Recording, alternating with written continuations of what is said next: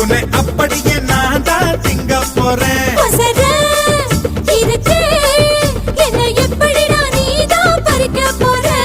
அணிலாக மாறினான், அழகாக தாவினான், அங்கங்க உன்னை